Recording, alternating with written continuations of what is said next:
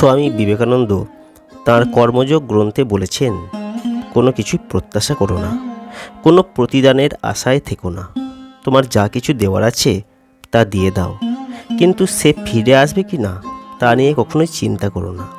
যা কিছু তুমি দাও তা সহস্র গুণে তোমার কাছে ফিরে আসবে, তবে তার জন্য মনোযোগ নিবিষ্ট করো না। দানের ক্ষমতা অর্জন করো, দাও, সেখানেই শেষ। জীবন মানেই শিক্ষা আর দান। প্রকৃতি তোমাকে দান করতে বাধ্য করবে, তাই স্বেচ্ছায় দান করতে শেখো। দান করা তোমার জন্য অবশ্যম্ভাবী।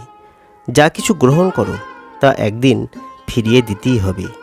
তুমি যদি মুষ্টিবদ্ধ করে সব কিছু আঁকড়ে ধরতে চাও, প্রকৃতি তখনই তোমাকে বাধ্য করবে হাত প্রসারিত করতে। চাই বা না চাই, দান তোমাকে করতেই হবে।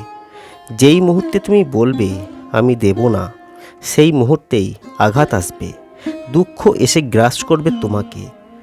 বিশ্বে এমন কেউ নেই যাকে শেষ পর্যন্ত সব কিছু ত্যাগ করতে হয় না। যে যত বেশি ত্যাগ এড়াতে চায় সে তত বেশি কষ্টের শিকার হয়। আমরা ত্যাগ করতে ভয় পাই বলেই প্রকৃতির এই বিরাট দাবির সামনে নত হতে কষ্ট অনুভব করি। অথচ এই সত্য মেনে নিতে পারলে দুঃখ অনেকটা লাঘব হবে। বিবেকানন্দের কর্মযোগ গ্রন্থে অনেক কথা বলেছেন। তার কর্মযোগ গ্রন্থের ছোট্ট একটা অংশ এখানে উল্লেখ করলাম। কেমন লাগলো আজকের ভিডিও কমেন্ট করে জানাতে ভুলবেন না। যদি ভালো লাগে লাইক করবেন, শেয়ার করবেন আর চ্যানেলটিকে অবশ্যই ফলো করবেন।